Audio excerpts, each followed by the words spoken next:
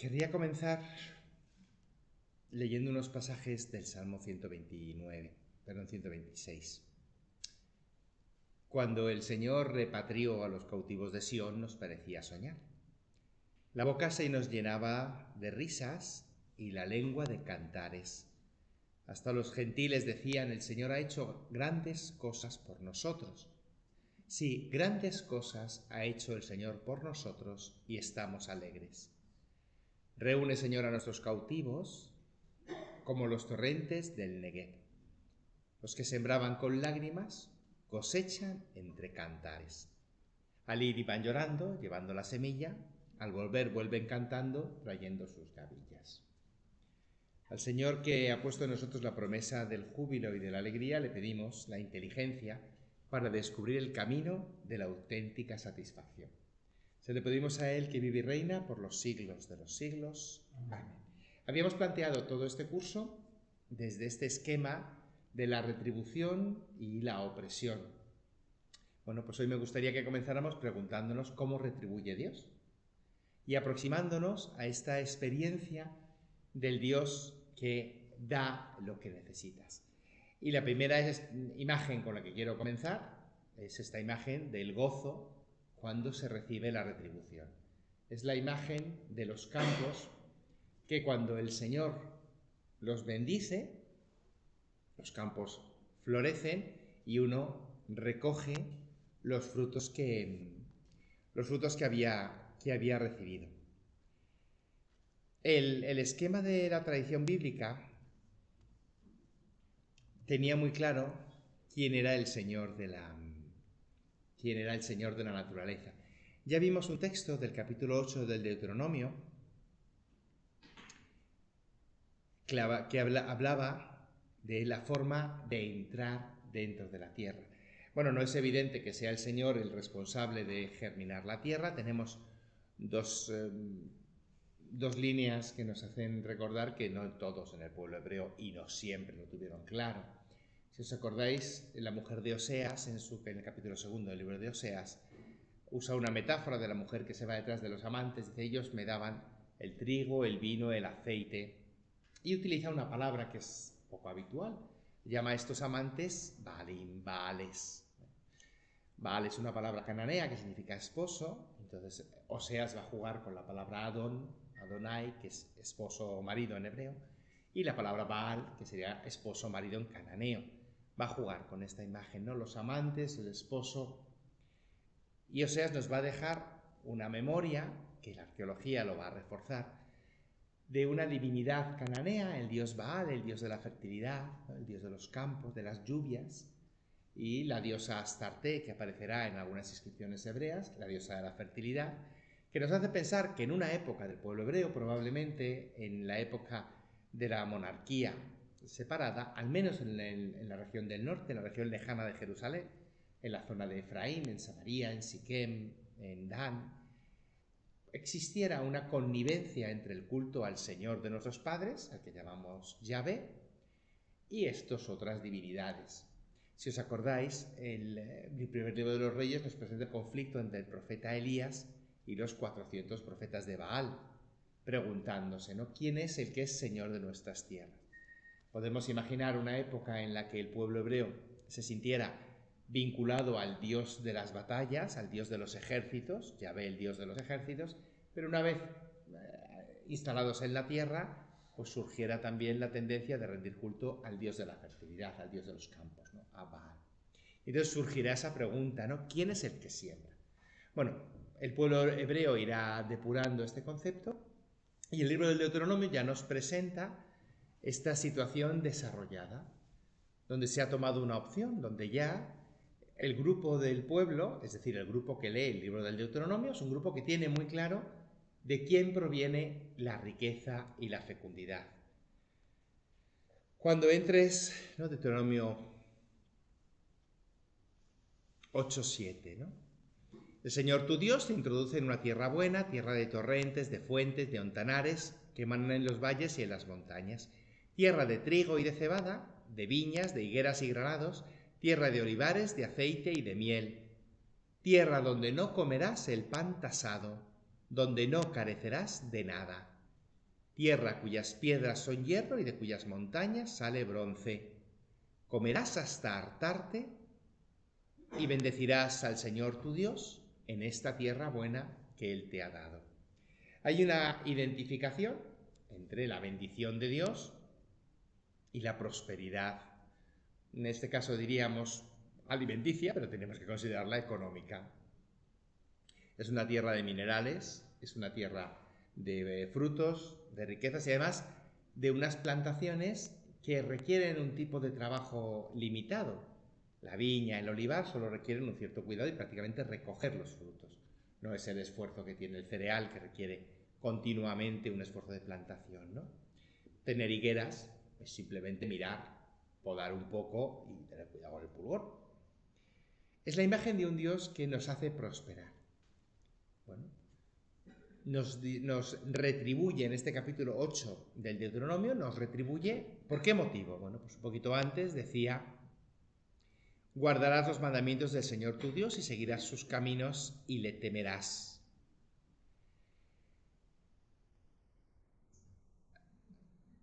Esta imagen del versículo 6, guarda los mandamientos de Yahvé tu Dios, sigue sus caminos y témele, traía antes, en los versículos 1 y 5, un relato, un discurso. Acuérdate del camino que el Señor te ha hecho recorrer durante estos 40 años. No se gastó el vestido que llevabas, no se hincharon los pies, y así te darás cuenta en tu corazón de que el Señor corrige como un padre corrige a su hijo. El capítulo 8 del Deuteronomio presenta este esquema que va a introducir en la retribución de Dios un segundo elemento. La retribución de Dios también incluye este pie no hinchado y estos 40 años de desierto en los que ocurren dos circunstancias. Primero, que hay un periodo de tiempo extremadamente largo. Pensad que Dios nos ha sacado de la tierra de Egipto para darnos la tierra que prometió a nuestros padres, es decir, para retribuir nuestra permanencia, nuestra fidelidad. Tendremos que ver otro día cómo el concepto de retribución va a pasar de ser el pago por la fidelidad del pueblo, como ocurre en el libro del Deuteronomio, a una evolución posterior, que también aparecerá en el libro del Deuteronomio, donde se retribuye la fidelidad no del siervo, sino del Señor, pero eso lo veremos otro día. Pero en este caso, el capítulo 8 del Deuteronomio se presenta un periodo de tiempo extremadamente largo, desproporcionado. 40 años es un tiempo extremadamente largo para recorrer la distancia entre Egipto y la tierra de Canaán, para recorrerlo, no para conquistarla. Pero al mismo tiempo que es un periodo extremadamente largo, no se gastó el vestido que llevabas, no se hincharon tus pies a lo largo de estos 40 años. Te alimentó con maná que no conocías y que no conocían tus padres, para hacerte saber que el hombre vive de lo que sale de la boca de Dios. Te humilló y te hizo pasar hambre y después te alimentó con el maná que tú no conocías. El periodo del desierto, que nosotros podíamos haberlo leído en el libro de los Números como un periodo de respuesta a un acto de infidelidad. No sé si os acordáis cuando entran Caleb y los demás miembros del pueblo desconfiando, ¿no?, los espías que habían entrado en Jericó, y entonces el pueblo no se siente seguro de poder conquistar, ¿no? Números 13. El pueblo que hay en el país es poderoso, las ciudades son fortificadas y grandes. Los hombres dijeron: no podemos subir contra este pueblo porque es más fuerte que nosotros. Caleb les responde, ¿no? Subamos y conquistemos el país porque sin duda podremos con él. Hay una ambigüedad. Y comenzaron a desacreditar ante los israelitas este país. Entonces la comunidad alzó la voz y se puso a gritar. Murmuraron contra Moisés y Aarón y toda la comunidad. Ojalá hubiéramos muerto en Egipto. Y el Señor, ¿no?, le dijo a Moisés: ¿hasta cuándo me despreciará este pueblo? Los heriré de peste, los desheredaré El Señor dijo: perdonaré a este pueblo, pero ninguno de los que han visto mi gloria y las señales que he realizado en Egipto y en el desierto, que me ha puesto a prueba ya 10 veces y no han escuchado mi voz, verá la tierra que prometí con juramento. No la verá ninguno de los que me han despreciado. Esta respuesta de Dios ante la desconfianza del pueblo nos puede parecer en un primer momento la retribución justa a la desconfianza. No han sido siervos a la altura de lo que Dios esperaba y se les paga como se paga a los siervos infieles. No habéis confiado, no os lo habéis merecido. De hecho, este esquema de una retribución de un Dios que envía sobre nosotros el castigo se nos aparece en paralelo con este Dios que envía sobre nosotros la bendición. Nuestros campos se multiplican, nuestras viñas dan fruto, porque nosotros nos hemos mantenido fieles a lo que el Señor nos había pedido. Pero en el capítulo 28 del Deuteronomio, cuando comienzan todas las maldiciones y bendiciones para aquel que cumpla los mandamientos de esta ley, el hombre puede elegir, ¿no? Lo veíamos la semana pasada. El hombre tiene la capacidad de escoger camino, pero no tiene la capacidad de escoger la meta a la que le lleva este camino. Si obedeces y escuchas la voz del Señor tu Dios, Deuteronomio 28, poniendo por obra todos los preceptos que yo te mando hoy, el Señor tu Dios te pondrá por encima de las naciones del mundo, y sobre ti vendrán todas las bendiciones. Comienza a describir bendiciones. Bendito serás en la ciudad, bendito el fruto de tu vientre, bendito el fruto de tu suelo, bendita tu cesta y tu artesa, bendito cuando entres y salgas. El Señor te entregará a tus enemigos vencidos. El Señor te nombrará pueblo santo, el Señor te enriquecerá con fruto del vientre, el Señor abrirá su rico almacén del cielo, dando a su tiempo lluvia a la tierra, bendiciendo tus tareas, y así prestarás a muchas naciones y nunca tendrás que ser prestado. 28:13 cambia el tono. Pero, si no escuchas la voz del Señor tu Dios, poniendo por obra todos los preceptos y mandatos que yo te mando hoy, irán viniendo sobre ti hasta darte alcance todas estas maldiciones. Maldito tú en la ciudad, maldita tu cesta y tu artesa, maldito el fruto de tu vientre, maldito seas al entrar y al salir, que el Señor te mande maldición, pánico, amenaza en todas tus tareas, que el Señor te contagie peste hasta terminar contigo en esta tierra donde vas, que el Señor te hiera de tisis, calenturas, delirios, sequía, agostamiento, tizón, que te perseguirán hasta que perezcas, que el cielo sobre tu cabeza sea de bronce y la tierra bajo tus pies de hierro, cerrados. El cielo no se abre y la tierra no se abre para darte los frutos. Que el Señor te mande en vez de lluvia, polvo, y haga bajar ceniza del cielo hasta que seas exterminado. Que el Señor te entregue vencido al enemigo. El capítulo 28 presenta un paralelismo entre las maldiciones y las bendiciones.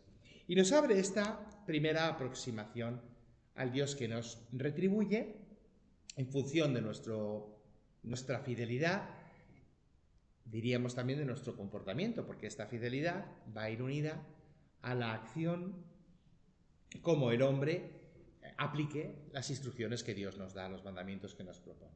¿Os acordáis que la semana pasada habíamos terminado viendo cómo el profeta Amós era el primero que de una forma clara comenzaba a desenmascarar estas injusticias que el hombre ha cometido? Iba describiendo de qué forma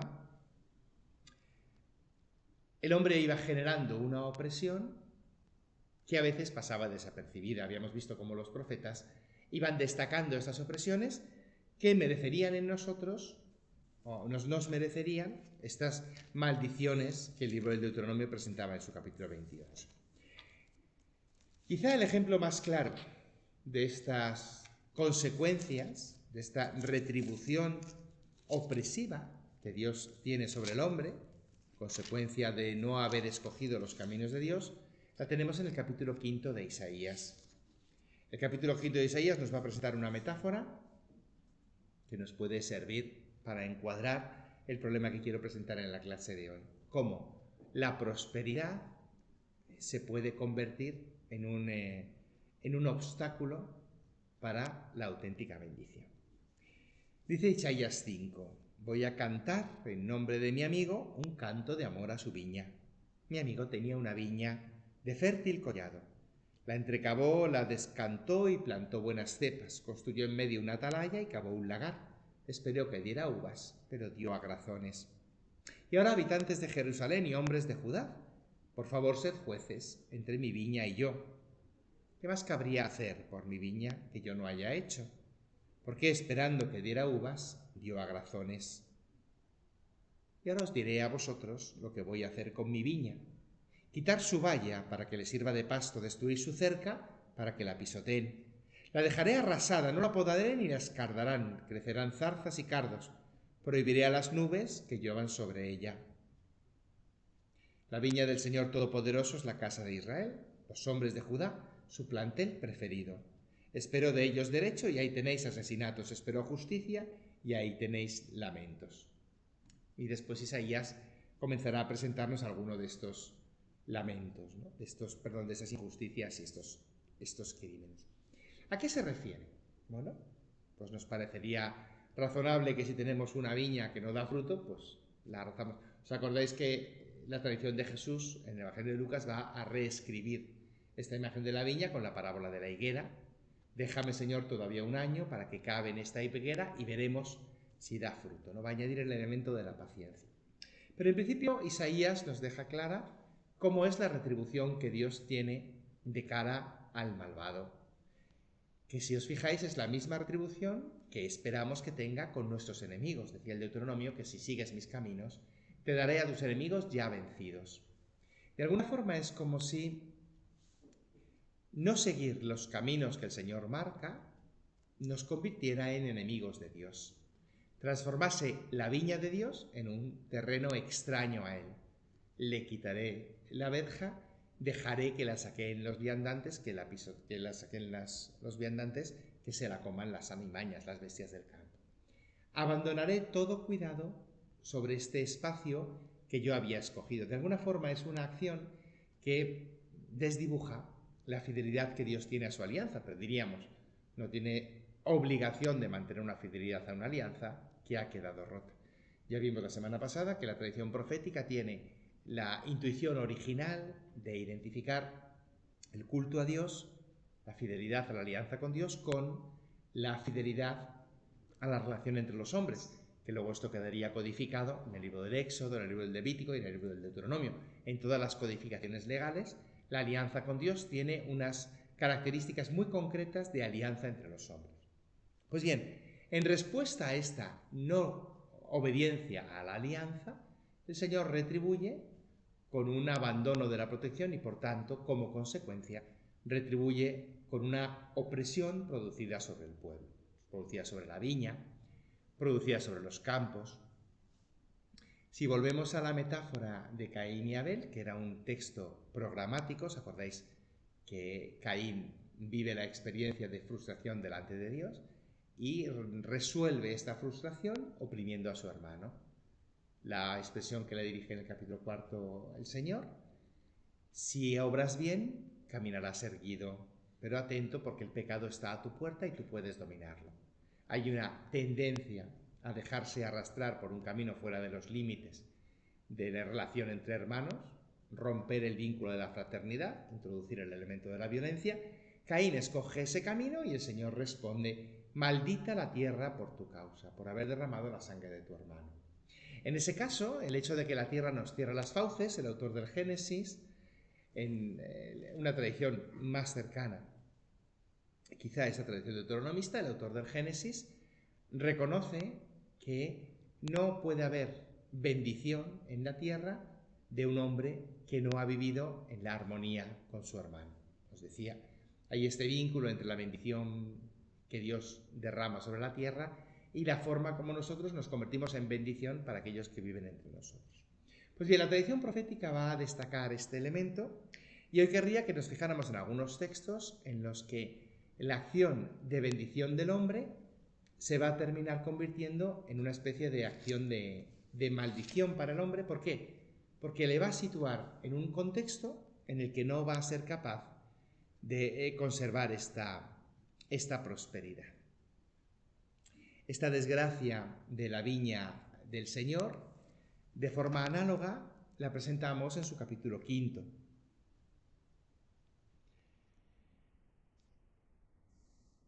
Yo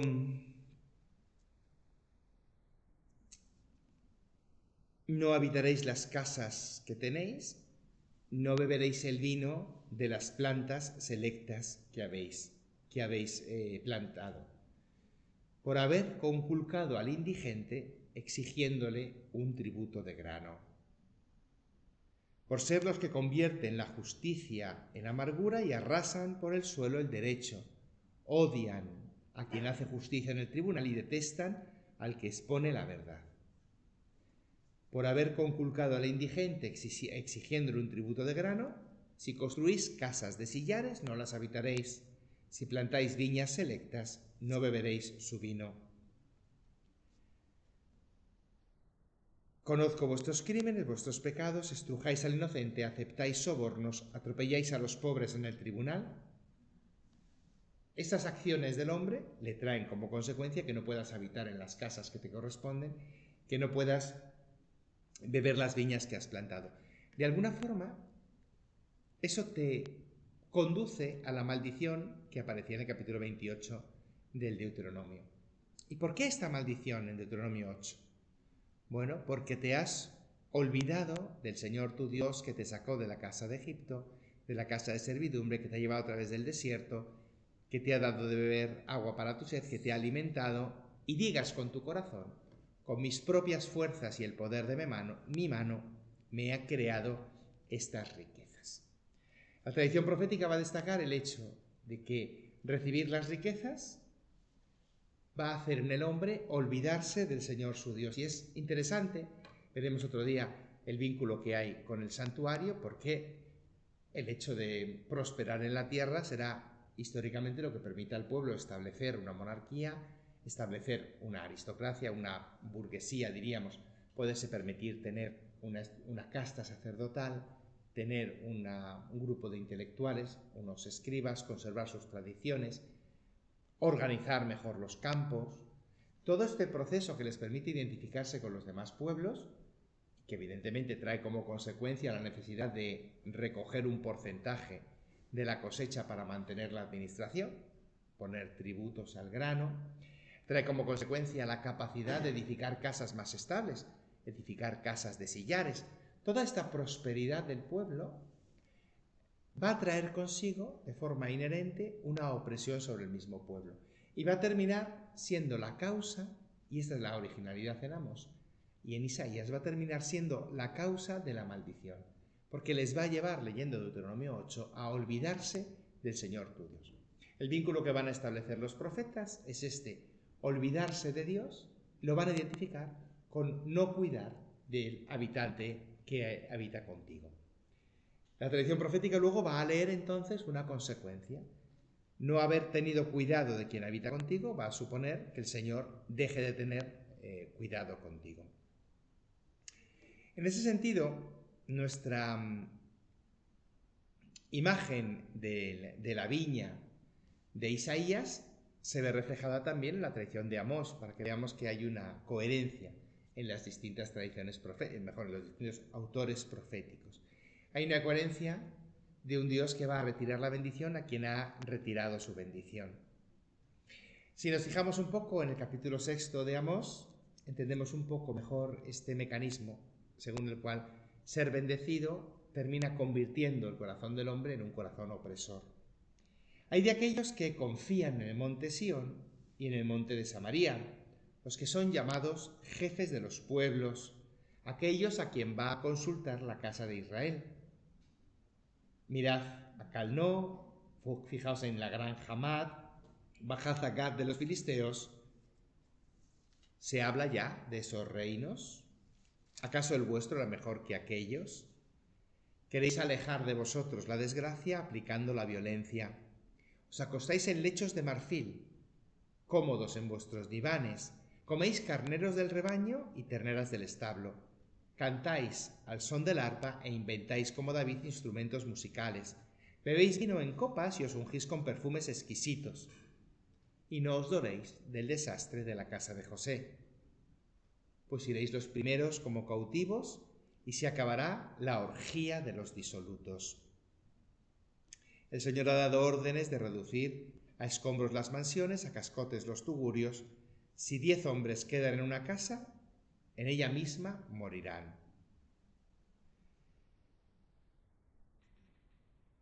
Uno, cuando entre a sacar los huesos de su familiar, dirá al otro: ¿queda alguno? Y dirá: nadie queda. Corren caballos por peñiscos, se puede arar con vacas, y en cambio vosotros convertís el veneno en derecho y la justicia en acíbar.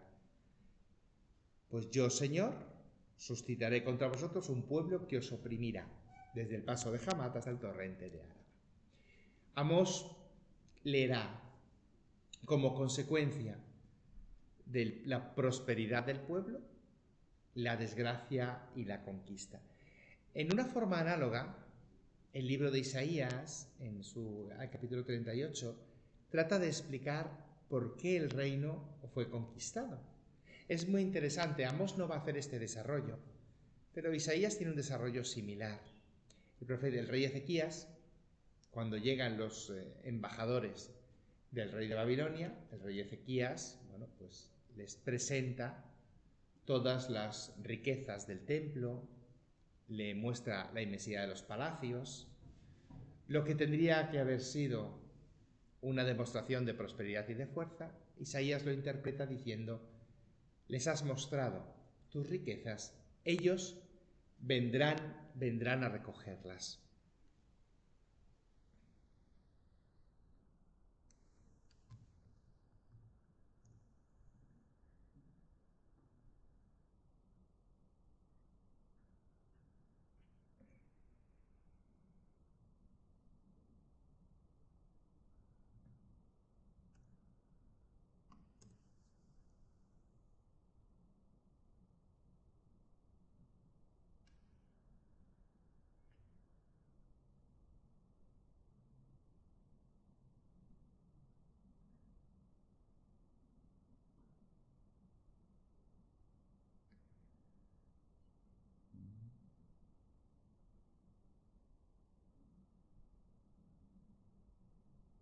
¿Qué han visto en tu casa? Y dijo Ezequías: han visto cuánto hay. Nada en los tesoros hay que yo no les haya enseñado.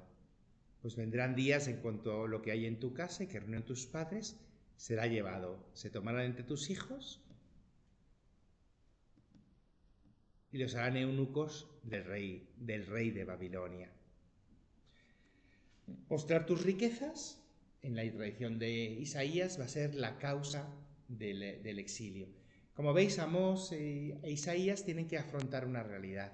El Señor ha permitido que la ciudad de Jerusalén, primero Samaria, después Jerusalén, sean destruidas y saqueadas, y necesito explicar esta acción de Dios con nosotros, esta retribución de Dios que de alguna forma desmerece esta fidelidad que Dios tiene a su alianza. Amós lo va a hacer desde el esquema de la opresión que el pueblo ha realizado y por tanto el Señor les va a entregar una opresión similar. Isaías lo va a hacer desde la imagen de haber despertado la concupiscencia del rey de Babilonia y por tanto el rey de Babilonia vendrá a robarnos lo que hemos presentado. En ambos casos no ha habido una respuesta a la bendición de Dios, a la riqueza que Dios nos ha dado, no ha habido una respuesta adecuada, en el sentido que no ha habido una respuesta proporcionada a la forma como Dios nos ha entregado esta riqueza. Si volvemos al capítulo 8 del Deuteronomio, veremos esa imagen de un Dios que se ha ocupado de nosotros y que nuestra prosperidad nos ha llevado a confundirnos creyéndonos que es con nuestras propias fuerzas con las que hemos conseguido esta bendición. ¿Cómo conseguirá, por tanto, Dios corregir esta tendencia del hombre? Bueno, Dios podía simplemente dejar al hombre como está.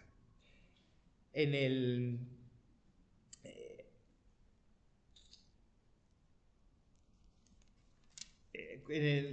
capítulo 4 del profeta Amós: oprimís a los indigentes, maltratáis a los pobres.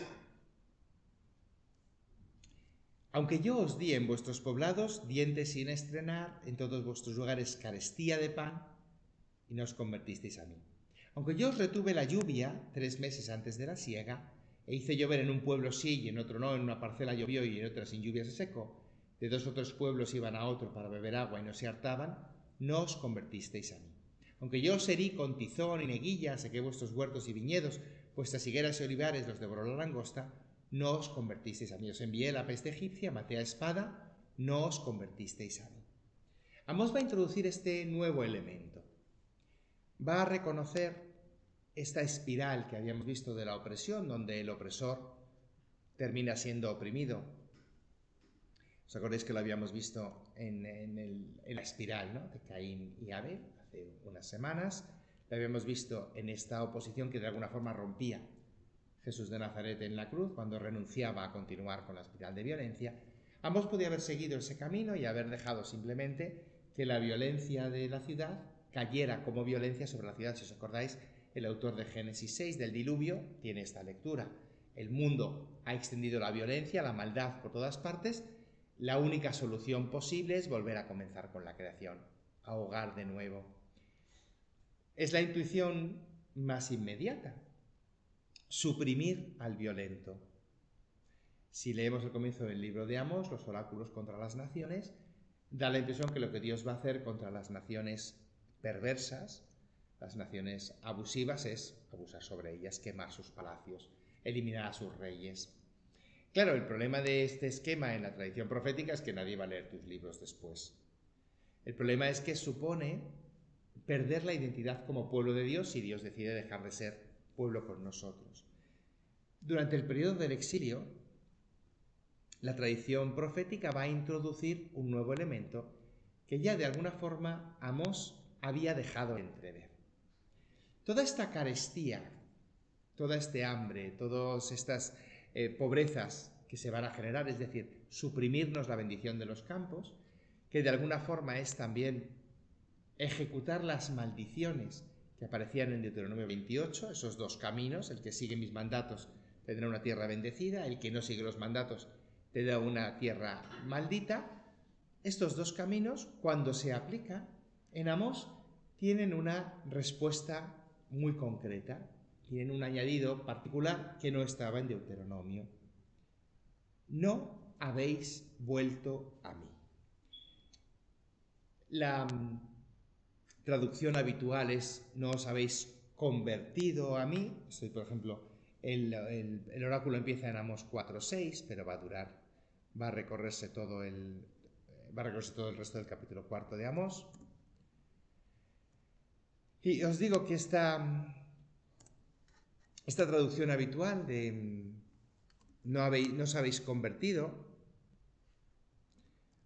nos puede un poco confundir, porque nosotros, que es la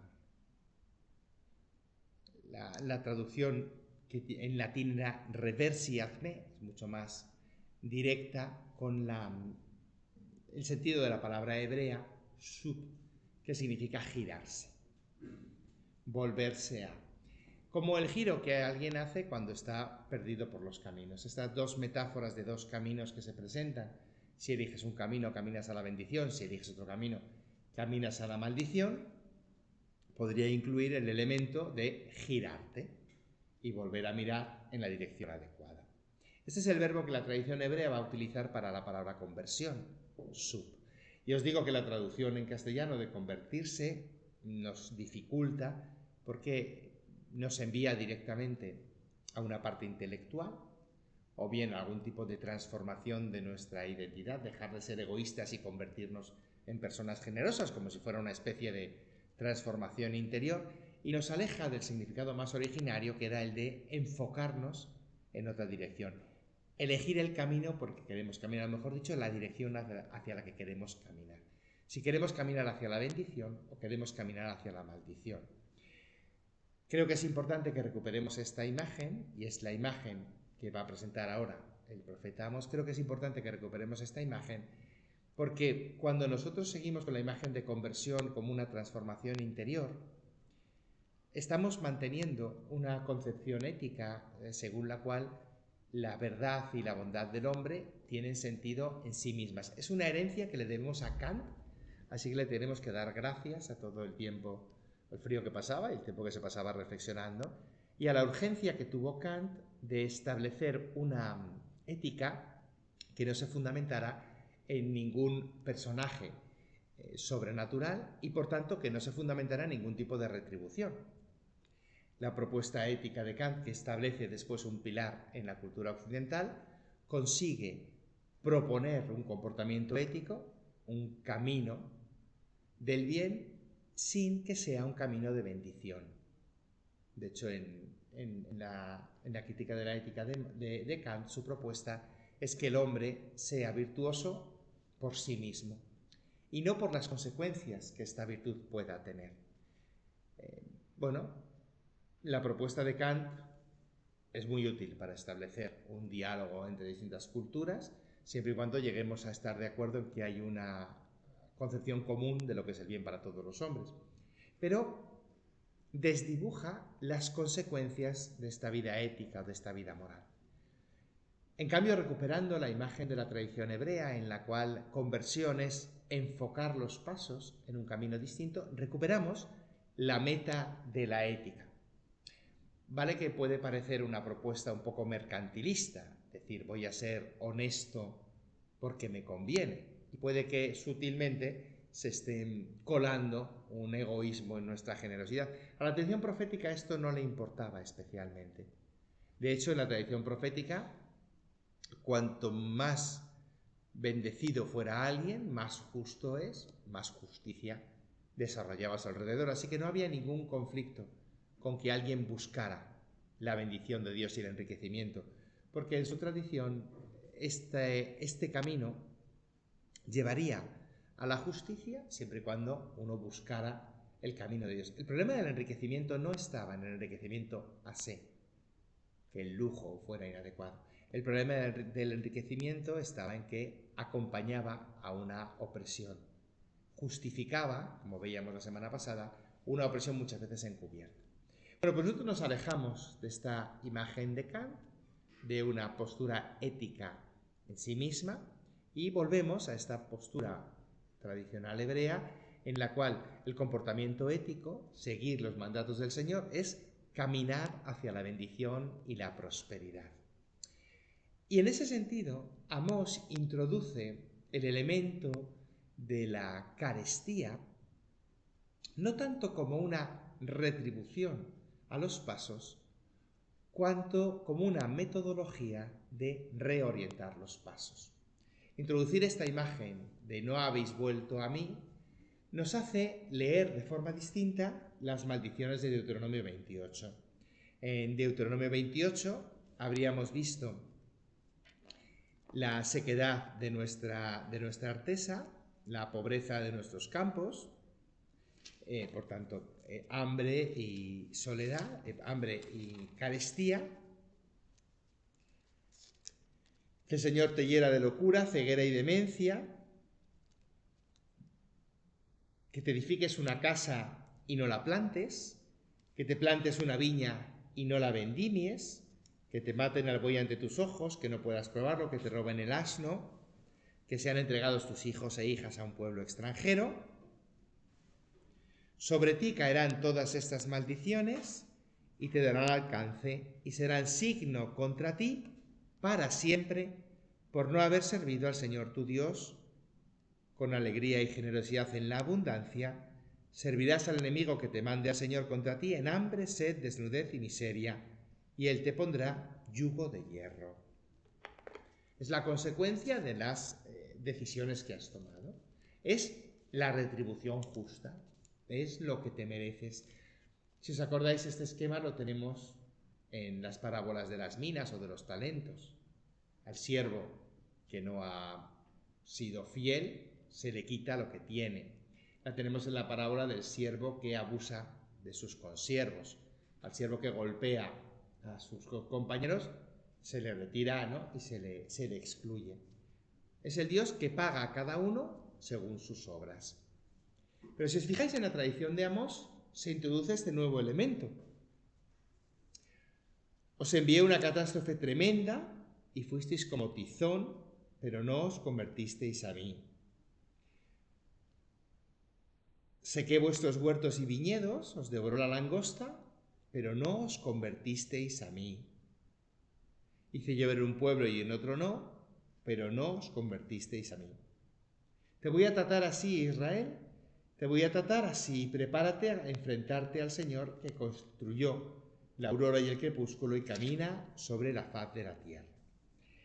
No os convertisteis a mí introduce una funcionalidad en esta retribución o en esto, si queréis, en este castigo.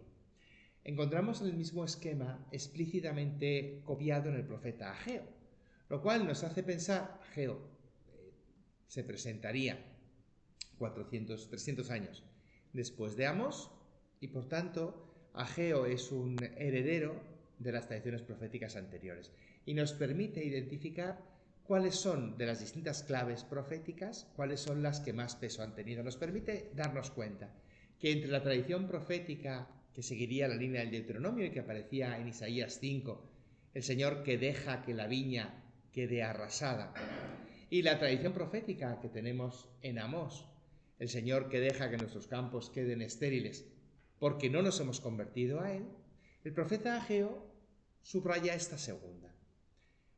Por tanto, esta retribución con carestía, este actuar con carestía, este retirar la bendición, retirar la protección, tiene una intencionalidad muy concreta. Hacer que el pueblo comprenda de dónde vienen sus beneficios. Y de alguna forma, eliminar ese problema que aparecía en Deuteronomio 28, que es que el pueblo olvide que era el Señor su Dios el que les cuidaba. Que de alguna forma es hacer que el pueblo recuerde cuál es su auténtico origen y cuál es su auténtica dignidad.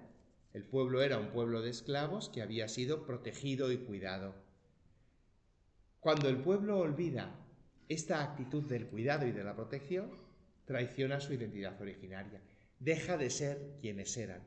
Y en ese sentido se hace necesario una intervención que, si queréis, sea una intervención pedagógica. En Amós, en primer lugar, y después se va a ir heredando en la tradición profética, el Señor va a enviar castigos a la tierra, castigos a nuestras tierras, no como un acto de venganza o de cólera, como podría ser la acción de Lamec o de Caín, sino como un instrumento para que el hombre reflexione y recuerde quién le ha puesto pan en los dientes, que es directamente una de las expresiones de este capítulo cuarto de Amós. Aunque os di dientes sin estrenar y carestía de pan, no os convertisteis a mí. La lectura profética, por tanto, va a reconocer en este Dios que actúa de forma dura un instrumento para que el hombre reconozca quién es el Señor y de dónde le vienen los beneficios. Si os fijáis, no es tanto un instrumento para censurar el abuso de los beneficios. No es un empobrecerse para descubrir que las casas de sillares no eran tan importantes o tan valiosas, o que las viñas no eran el objetivo real. No es el planteamiento de proponer una carestía porque los bienes materiales sean innecesarios. No nos encontramos ante una estructura estoica en la cual el abuso de riquezas pervierte por sí al hombre. No, es una intervención concreta en el momento en el que la bendición se ha convertido en un obstáculo para reconocer al Señor. Si queréis, un momento en el que la bendición se ha convertido en una idolatría. Esta expresión que resulta un poquito compleja de comparar la idolatría con la riqueza, la encontramos en el capítulo 3 de la carta a los Colosenses. Cuando Cristo vuestra vida aparezca, apareceréis gloriosos en Él. Por tanto, mortificad en vosotros lo terreno, impureza, fornicación, pasión y codicia, que es una idolatría. En la carta a los Colosenses sí que hay un reflejo, si queréis, del estilo estoico. Para estar preparados a la llegada de Cristo, nosotros vamos a actuar mortificando nuestras apetencias terrenas, es decir, dejando de ambicionar las cosas terrenas para ambicionar las cosas celestes. dejando de ambicionar las cosas temporales para poder amar más las cosas eternas. Este esquema, que está en la teología paulina y que va a formar parte después de la ética cristiana, no es el punto de partida de la tradición profética. La tradición profética no va a tener una mirada negativa frente a la riqueza. Sí que va a tener una mirada de advertencia, porque esta riqueza va a hacer que nos olvidemos del Señor nuestro Dios. Y como os decía en la clase pasada, olvidarnos del Señor nuestro Dios lo van a identificar con oprimir y abusar de la persona que tenemos cerca. ¿Qué podría hacer, por tanto, el pueblo? ¿Qué expectativas les quedan? Bueno, pues si la acción del Señor hubiera tenido resultados, termina así el libro de Amós: cambiaré la suerte de mi pueblo Israel. Reconstruirán ciudades y las habitarán, plantarán viñedos y beberán su vino, cultivarán huertos y comerán sus frutos. Es la reacción contraria a la acción de maldición que hemos visto en el capítulo 4 y la acción compatible con la acción de bendición que había presentado el libro del Deuteronomio. Los plantaré en su tierra y ya no los arrancarán. El que ara seguirá al que siega, y el que pisa uvas seguirá al que las siembra. Será tal la bendición que es que estaremos segando hasta el tiempo de comenzar a arar de nuevo. Levantaré la choza caída de David. El Señor actuará al final del libro de Amós con esta fidelidad. ¿Cuándo? Pues cuando el pueblo reconozca de nuevo que el Señor es su Señor. La advertencia profética, por tanto, frente a la riqueza, lo que busca es que quien la escucha sea capaz de usar la bendición a la medida del que ha sido bendecido, sin oscurecer su tradición de salvado de la esclavitud y de llevado y custodiado, protegido durante el periodo del desierto. Si os acordáis, herencia de esa tradición profética es la advertencia que en el Evangelio de Lucas Juan Bautista hace, ¿no? Dice, ¿no?, a los soldados: ¿qué tenemos que hacer? Pues no pidáis soborno, no oprimáis, ¿no? A los ricos, ¿qué les dice? ¿No? Pues el que tenga 2 túnicas que reparta con el que no tiene, ¿no? Es decir, el esquema de hacer que la bendición recibida sea una bendición que alcance a todo el pueblo. Vamos a parar aquí porque este segundo elemento lo quiero desarrollar con algunos ejemplos concretos. El primer esquema es: el profeta va a interpretar que la acción de maldición sea una acción pedagógica para darnos cuenta de que nos hemos olvidado del Señor nuestro Dios. El segundo paso va a ser: olvidarnos del Señor nuestro Dios ha significado que no nos hemos convertido en bendición para nuestros conciudadanos. Es decir, hemos hecho que la bendición sea una bendición restrictiva. Veremos en la segunda clase cómo el hecho de ampliar la bendición a todo el pueblo va a permitir que esta bendición se conserve. De forma teórica, porque en la práctica el pueblo no consiguió hacerlo.